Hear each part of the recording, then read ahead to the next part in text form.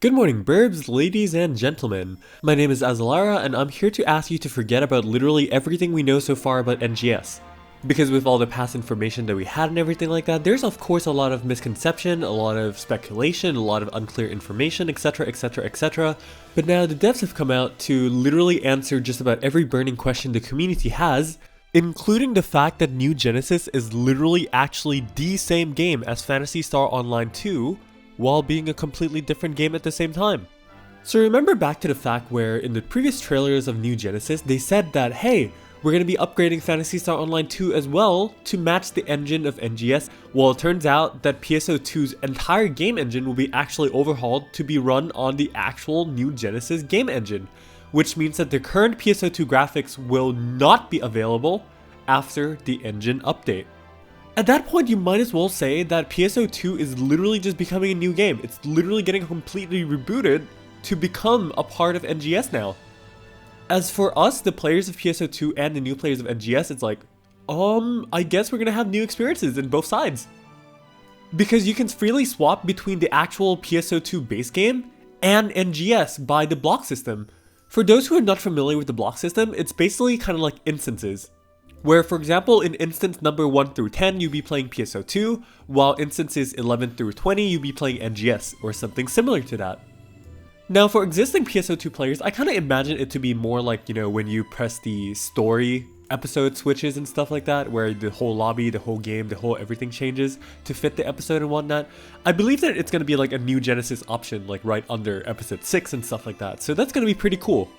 But yeah, all in all, it just literally means that actually NGS is actually PSO2. It is actually not a new game, while it is a new game, but it really isn't. Isn't that just absolutely amazing?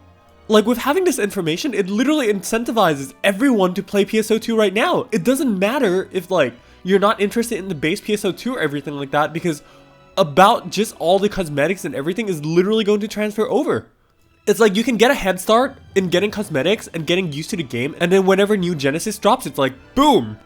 Just about everything I worked hard for, except for gear, is just about transferable. So it covers just about everything, including your outerwear, outfits, body parts, aka the cast parts, arm parts, leg parts, yada yada, all that stuff. All the ticket stuff, which means basewear, innerwear, body paint, hairstyle, head parts, accessory, emotes, aka lobby actions, character voices, if you play in JP, makeup patterns, all the stickers, eyebrows, eyelashes, your eye patterns, etc, etc, and including face variants for some people who has those beast face or things like that as well. And the best part, this includes all collaboration related items as well, which means all the Nier Automata collaboration, the Konosuba collab, all the anime collabs, Guilty Gear, all the random games, all the everything will all be in NGS. So if you don't have the incentive to play PSO2 right now to collect all these items before NGS drops, there's your motivation. So what about the finger movement and everything that was promised? The thing is here, because it is still the same game, finger movement will only be reflected in the NGS outfits and stuff like that. So say the outfits that will be released in NGS. So say an actual NGS banner, or well, an NGS scratch, like a scratch that will actually appear in NGS, will allow you to do finger movements. And then these outfits that are developed for NGS in NGS will also be able to have their fingers move within the base game of PSO2 as well. However, the older costumes that were designed in base PSO2 will not have finger movement in NGS because the costumes and all that were designed there are not designed to have finger movement. So we'll have to keep in mind for that one that the older costumes will not have finger movement. It's going to be very interesting to see how it pans out because eventually in the future we're going to have emotes or lobby actions here that will support finger movement as well. There's quite a bit of long details explaining about every single costume piece and accessory piece that are going to transfer between PSO2 and NGS.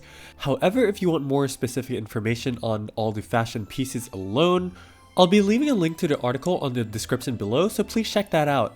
As for this video, I just wanted to cover the most important pieces of information provided from this article.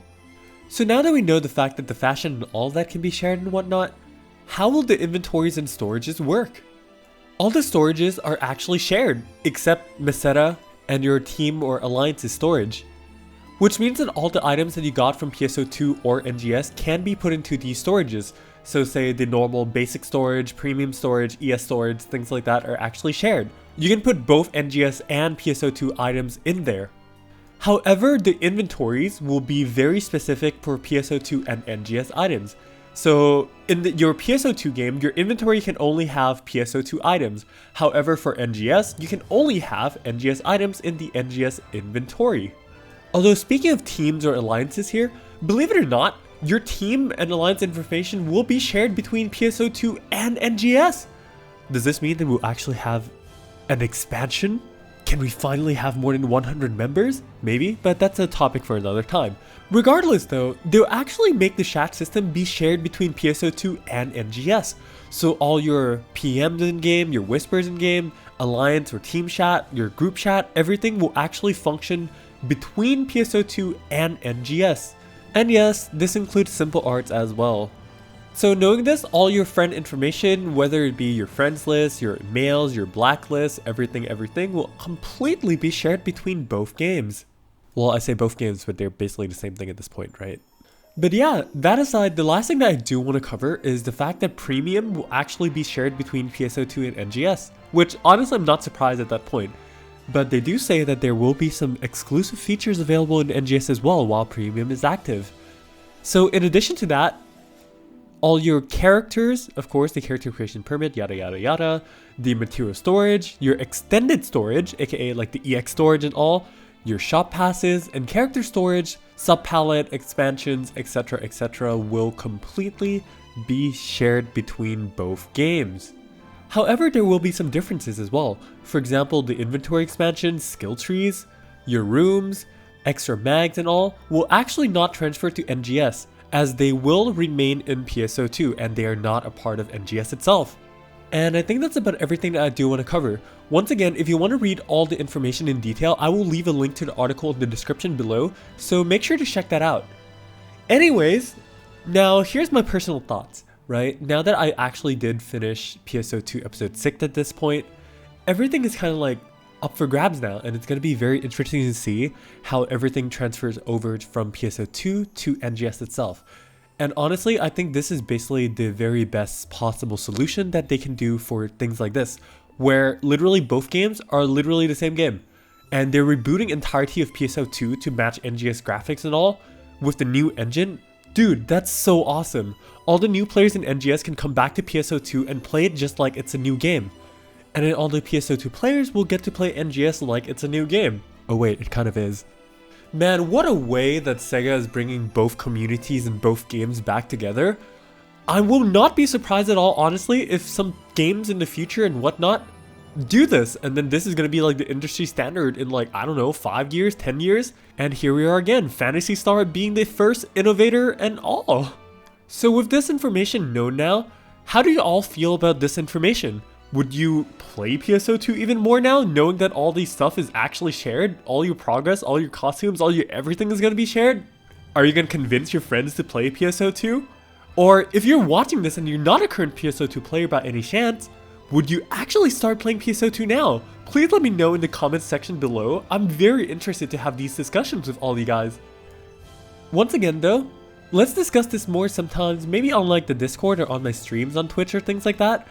I'm really keen to see what you all think about this, so don't be afraid to share them. Other than that though, hope you're all doing well. Stay excited, be happy, be healthy, don't forget to smile, and I'll see you on the next video. Take care everyone.